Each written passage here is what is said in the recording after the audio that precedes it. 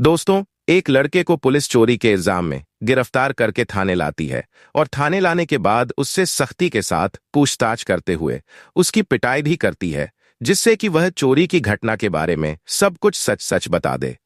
उसी समय जो थाने की महिला दरोगा होती है, जिनका नाम मनीषा चौहान होता है, वह थाने पहुंचती है तो उनको उस चोर के चीखने चिल्लाने की आवाजें सुनाई देती है और फिर वह कस्टडी रूम में जाकर देखती है तो उस लड़के को देखकर महिला दरोगा के पैरों के नीचे से जमीन खिसक जाती है, क्योंकि वो लड़का कोई और नहीं बल्कि उसी का तलाकशुदा पति राकेश चौहान था, जिससे लगभग 5 साल पहले मनीषा का तलाक हो गया था।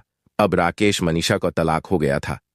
अब राकेश मनीषा को देखता है तो उसकी आंखें फटी की फटी रह जाती है और वह मनीषा के जोड़कर विनती करने लगता है कि मैडम, हमने यह चोरी नहीं की है, हम बेकसूर हैं। उसको रोता देख मनीषा चौहान, जो उस थाने की सबसे बड़ी दरोगा ऑफिसर थी, अपने सिपाहियों से कहती है कि इसे मेरे ऑफिस में लेकर आओ, मैं अपने तरीके से इससे पूछताछ करूंगी, इसे अब और मत मारना। दोस्तों, अब आगे की कहानी में क्या होता है?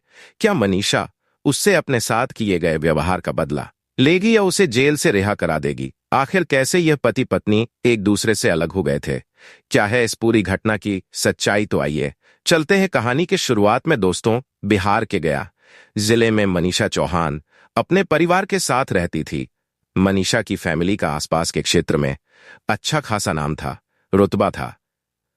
मनीषा को बचपन से ही पढ़ाई में बहुत रुचि थी। वह हमेशा क्लास में टॉप आया करती थी। अब मनीषा की उम्र शादी की होती है तो मनीषा के पापा उसके लिए एक लड़का देखते हैं, जिसका नाम राकेश चौहान होता है। राकेश भी एक संपन्न परिवार से आता था और एक कंपनी में जॉब कर रहा था। मनीषा के पापा राकेश की फैमिली से शादी की बात करके दोनों की शादी बड़े ही धूमधाम से करा देते हैं। ससुराल में आने के बाद मनीषा बहुत ही खुशहाल जीवन अपना बिता रही थी, लेकिन कुछ ही महीने बाद राकेश की मम्मी जी और राकेश की बहन मनीषा से बात बात पर लड़ाई झगड़ा करने लगती है। बात बात पर उससे विवाद खड़ा कर देती। राकेश भी अपनी मम्मी और बहन को कुछ नहीं कह पाता। आखिर वह किसकी सुने? माँ की सुने तो बीवी नाराज हो जाती है और बीवी की सुने तो माँ नाराज हो जाती है। वह उन दोनों के झगड़ों से परेशान होकर अपने जॉब के लिए ही चला जाता। राकेश का अपने साथ जॉब करने वाली एक लड़की के साथ अफेयर भी चल रहा था। कुछ इस वजह से भी वह मनीषा की बातों पर ज्यादा ध्यान नहीं देता, उसकी हर एक बात को नजरअंदाज कर देता और टाल दिया करता था। दोस्तों, मनीषा के सब्र का बांध तब टूट जाता है जब राकेश की मम्मी उस पर घर में चोरी करने का इल्जाम लगाती है और मनीषा को घर से बाहर धक्का देकर निकाल देती है। राकेश भी अपनी मां को कुछ नहीं कहता, क्योंकि वह तो खुद ही मनीषा से पीछा छुड़ाने में लगा था। अब मनीषा अपने पापा को बुलाती है और अपने मायके चली जाती है। अब कुछ दिन बाद राकेश मनीषा को डिवोर्स पेपर भेज देता है और अपना डिवोर्स करा लेता है। तलाक के बाद वह अपनी गर्लफ्रेंड से दूसरी शादी करता है। उधर मनीषा को जो डिवोर्स का पैसा मिला था, वह उस पैसे को अपनी पढ़ाई में लगाती है और पुनः अपनी पढ़ाई जारी कर देती है। मनीषा एक बड़े लेवल पर अपनी पढ़ाई कर रही थी और जब सरकारी वैकेंसी निकलती है तो दरोगा के लिए भर्ती होती है, तो वह एग्जाम मनीषा निकाल देती है और क्वालिफाइड हो जाती है और कुछ समय के बाद वह एक महिला दरोगा बन जाती है और उन्हें एक थाने का चार्ज सौंप दिया जाता है। उधर राकेश का अपनी दूसरी पत्नी को लेकर भी विवाद होना शुरू हो जाता है और उसकी दूसरी बीवी उसे छोड़कर चली जाती है और किसी दूसरे लड़के के साथ भाग जाती है। अब राकेश चौहान स्ट्रेस में जाने लगा था। उसको बहुत ज्यादा टेंशन अब रहने लगी थी, बहुत ज्यादा वह अपनी जिंदगी से परेशान आ गया था। अब दोस्तों, वह शराब का सेवन करने लगता है, क्योंकि पहली पत्नी मनीषा को उसने अपनी फैमिली और अपनी गर्लफ्रेंड के चक्कर में वह प्यार ना दिया, जिसकी वह हकदार थी, उसे घर से धक्का देकर बाहर निकाल दिया और फिर दूसरी पत्नी भी उसे छोड़कर किसी दूसरे के साथ भाग जाती है। राकेश की मां की तबीयत खराब रहने लगती है और कुछ दिन बाद ही उनका देहांत भी हो जाता है। बहन की पहले ही शादी हो चुकी थी, तो अब राकेश बिल्कुल अकेला रह गया था। वह दिन भर शराब पीता और नशा करता, घर का सभी सामान बेचकर सारा पैसा अपने दोस्तों के साथ मिलकर अयाशी और जुए में उड़ा देता। अब उसको कोई रोक टोक करने वाला तो था ही नहीं। दिन प्रतिदिन उसकी यारी दोस्ती शराबियों और चोरी करने वाले लड़कों से बढ़ने लगी थी। बुरी संगत में वह उठने बैठने लगा था। अब एक रात यह अपने दोस्तों के साथ मिलकर एक सुनार की दुकान में चोरी कराते हैं। इनको मालूम नहीं था कि दुकान में सीसीटीवी कैमरा भी लगा हुआ है। रात के अंधेरे में इन्हें कैमरा दिखाई नहीं देता। यह तिजोरी का ताला तोड़ते हैं और उसमें रखे सभी पैसों और जेवर को चुराकर भाग जाते हैं। सुबह होती है तो सुनार देखता है कि दुकान का ताला टूटा हुआ है, तो वह पुलिस को सूचना देकर बताता है।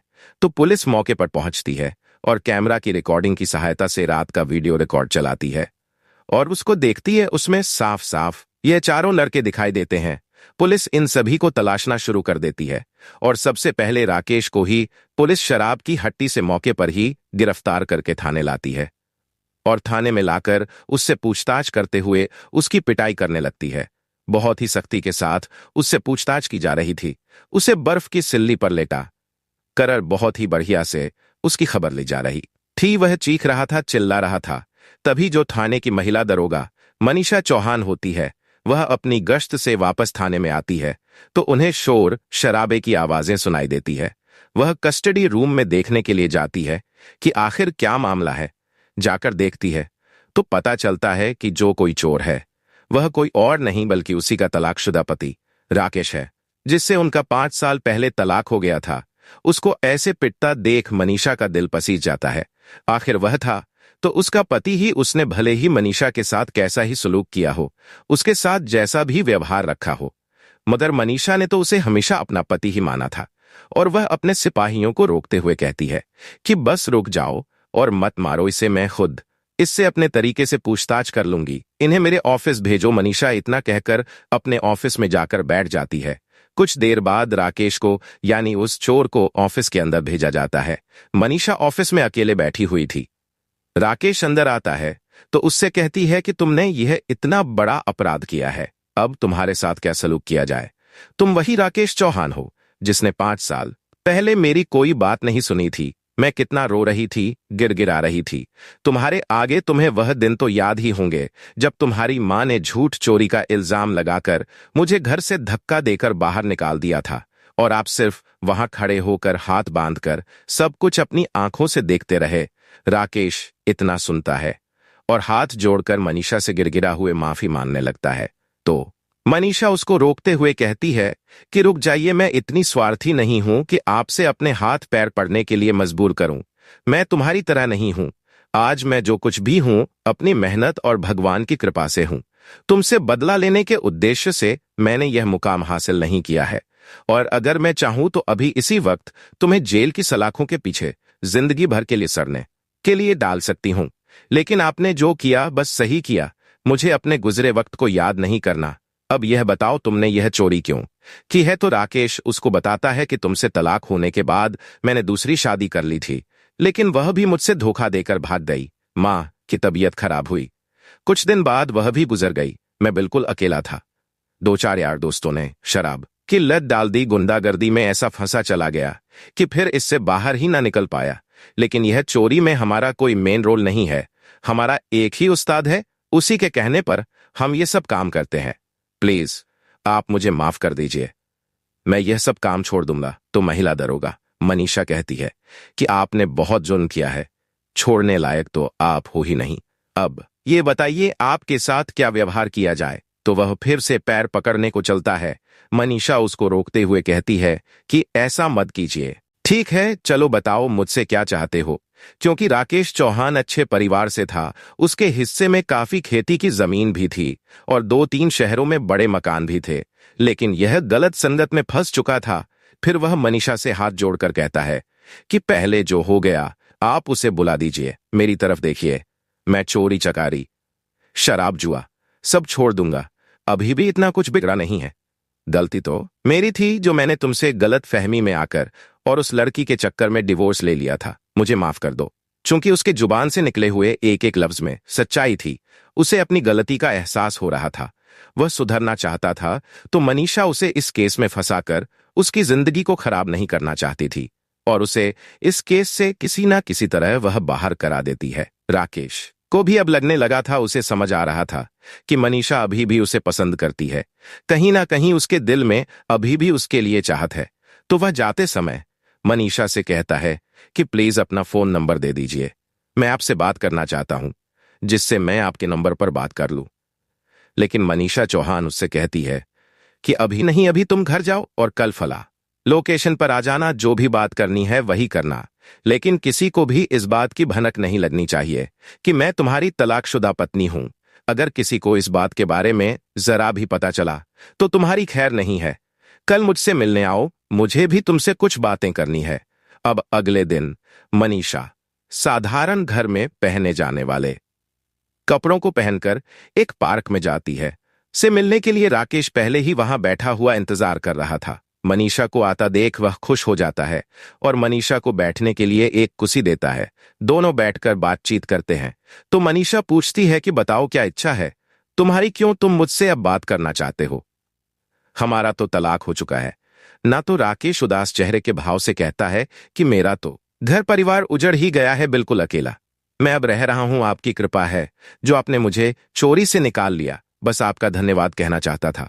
अब आप बताइए मनीषा, आपके मम्मी पापा कैसे हैं? तो मनीषा कहती है कि मेरी फैमिली तो भगवान की कृपा से कुशल मंगल जीवन बिता रही है। मम्मी पापा भाई बहन सभी बढ़िया से हैं। अब आप बताइए आप क्या कहना चाहते हो मुझसे? तो तब राकेश दबे लफ्जों में बोलता है कि मनीषा, जो कुछ हुआ उसे मुझे बहुत अफसोस है। मैं अब बिल्कुल कहीं का नहीं रहा। मैं टूट चुका हूं, तंग आ गया हूं। अपनी इस लानत भरी जिंदगी से मैं तुमसे हाथ जोड़कर विनती करता हूं, मुझे एक और मौका दे दो, मुझे अपना लो। मैं हमेशा आपका नौकर बनकर रहूंगा, कभी आपको तंग नहीं करूंगा। कोई भी ऐसा काम मैं अब नहीं करूंगा जिससे आपका दिल दुखे, और अगर आपने मुझे ऐसे ही छोड़ दिया तो मैं फिर से गलत राह पर चलने लगूंगा। मैं भटक जाऊंगा। मेरी जिंदगी अब आपके हाथ में है। मनीषा को उसकी ऐसी हालत देखकर उस पर दया आ जाती है और वह भी अब अपनी भावनाओं को दबा नहीं पाई थी। राकेश के गले लग जाती है और फूट फूट कर रोने लगती है। राकेश भी अपनी तलाक शुदा पत्नी का अपने लिए इतना ज्यादा प्रेम देखता है तो वह भी रोने लगता है। थोड़ी देर ऐसे ही दोनों विलाप करते रहते हैं। फिर मनीषा खुद को संभालती है और राकेश से कहती है कि हम अभी यहाँ इस शहर में शादी नहीं कर सकते हैं। यहाँ के सभी लोग तुम्हें एक चोर ही मानते हैं। मेरा कुछ दिन बाद इस शहर से ट्रांसफर होने वाला है। यहाँ से दूर मैं चली जाऊंगी, तुम भी मेरे साथ वहां चलना। हम नए शहर में अपनी नई दुनिया की शुरुआत करेंगे। अब कुछ दिन बाद मनीषा का थाने से चार्ज छूटता है और दूसरा शहर, जो कि इनके घर से करीब 150 किमी दूर था, वहां यह अपना ट्रांसफर करा लेती है। राकेश भी मनीषा के बताए हुए शहर आ जाता है। दोनों पहुंचने के बाद एक मंदिर में जाकर पूरे रीति रिवाज से एक दूसरे को वरमाला डालते हैं और शादी कर लेते हैं। दोस्तों, इस कहानी में हमें यह जरूर बताइए, क्या मनीषा चौहान ने राकेश के साथ सही किया? जबकि राकेश जिस रास्ते पर चल रहा था वह गलत था, लेकिन वह सही राह पर आ जाता है। अब यह दोनों एक दूसरे के साथ बहुत ही प्यार मोहब्बत से रहने लगते हैं। 1 साल बाद भगवान की कृपा से उन्हें एक लड़का भी नसीब होता है। अब परिवार बहुत खुश था। कहते हैं कि दोस्तों, इंसान चोरी करना, गलत काम करना सभी को छोड़ देता है और नेक राह पर आ जाता है अगर उसको समय पर सही मार्गदर्शन करने वाला मिल जाए। तो ऐसे ही मनीषा चौहान ने अपने भटके हुए तलाकशुदा पति को सही रास्ता दिखाया, उसे अपनाया, जिससे उसकी चोरी भी छूट जाती है, वह नेक रास्ते पर आ जाता है। तो दोस्तों, यह थी आज की कहानी। यह कहानी आपको कैसी लगी कमेंट करके जरूर बताइए, और अगर कहानी आपको भी पसंद आई हो तो हमारे चैनल को सब्सक्राइब कर दीजिए। धन्यवाद। जय हिंद, जय भारत। दोस्तों, यह कहानी सुनाकर मेरा उद्देश्य किसी की भावनाओं को ठेस पहुंचाना नहीं है, बस आपको सावधान करना है, सतर्क करना है कि किसी के भी चक्कर में आकर, किसी बाहर वाली के चक्कर में आकर अपनी पत्नी को ना सताए। वह आपकी पत्नी है, हमेशा आपका साथ ही देगी, हमेशा आपका भला ही सोचेगी। लेकिन अगर आप उसको ऐसे सताएंगे तो इसमें आपका ही जीवन खराब होना है, आपका ही घर उजड़ है, जिससे घर खराब हो जाता है। कोई भी फैसला करें, हर एक विचार को सोच समझकर करना चाहिए। ऐसे ही अपनी पत्नी को नहीं छोड़ना चाहिए, उसे तलाक नहीं देना चाहिए। जिंदगी भर कर साथ है तो हमेशा सही फैसला ले।